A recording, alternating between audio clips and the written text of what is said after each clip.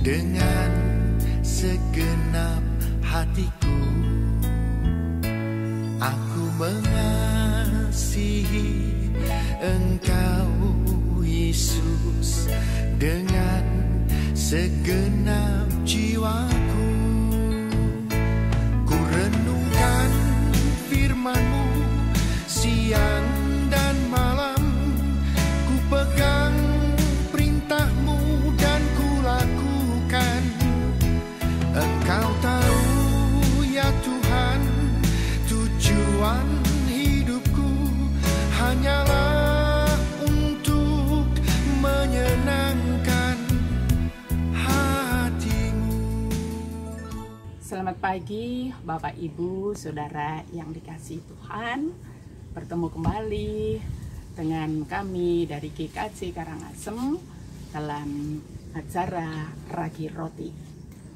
Sebelum kita membaca firman kebenaran, marilah kita berdoa. Allah yang Maha Kudus, terima kasih atas berkat yang melimpah. Kami boleh bertemu dalam acara Ragi Roti.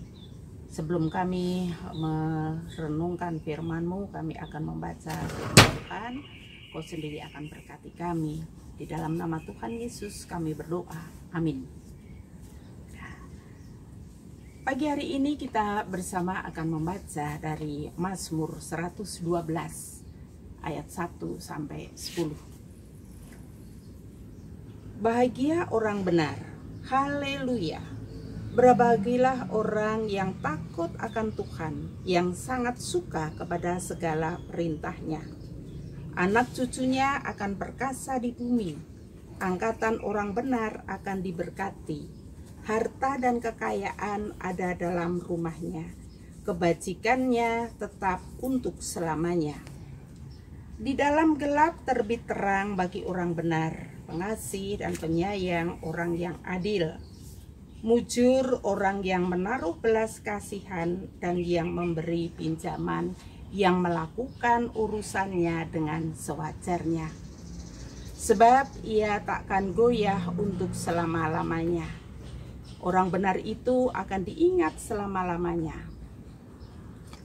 Ia tidak takut kepada kabar celaka, hatinya tetap penuh kepercayaan kepada Tuhan. Hatinya teguh, ia tidak takut, sehingga ia memandang rendah para lawannya.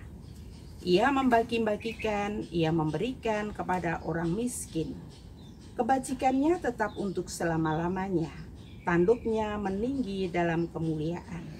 Orang fasik melihatnya, lalu sakit hati, ia menggertakkan giginya, lalu hancur.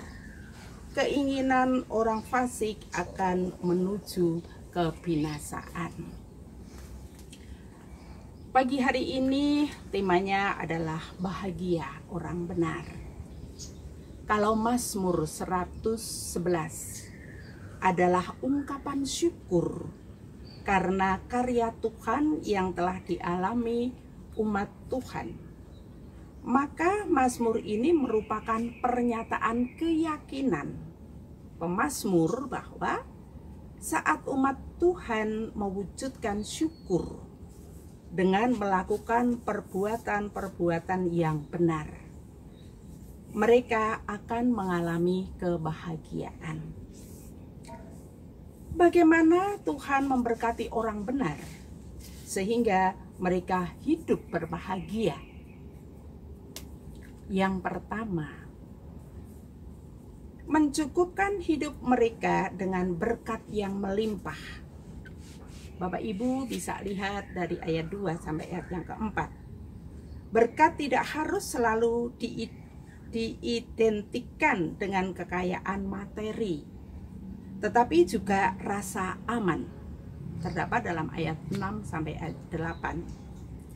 Bahkan kemampuan berbagi berkat dengan orang lain pada ayat yang ke-9. Yang kedua, berkat Tuhan datang seiring dengan langkah iman orang benar untuk menjadi saluran berkat. Ayat 5 dan ayat 9. Dengan kesediaan memberi dan berbagi, kelimpahan dari Tuhan akan dialami. Ibarat saluran air yang terus dialiri air karena saluran itu tidak pernah tersumbat, melainkan terbuka terus untuk memberkati orang lain. Yang ketiga, Tuhan memberkati orang benar dengan menimbulkan rasa iri dan sakit hati pada orang fasik. Ini ayat yang ke-10. Orang fasik akan melihat bahwa kefasikan mereka tidak membawa kebahagiaan sejati. Di satu sisi, keadilan Allah ditegakkan karena setiap orang menerima balasan setimpal perbuatannya. Di sisi lain, dengan mengingat semua orang benar pada dasarnya adalah orang fasik yang menerima anugerah pembenaran.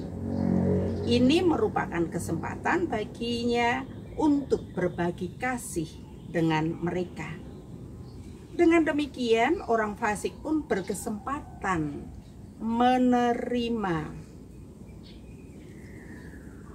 kasih dari Tuhan, seperti yang sudah dialami oleh orang yang benar. Ingat, Anda dan saya telah diberkati melimpah, maka Anda bertanggung jawab juga untuk berbagi. Ingat pula ketika melihat orang jahat menerima hukuman, dulu kita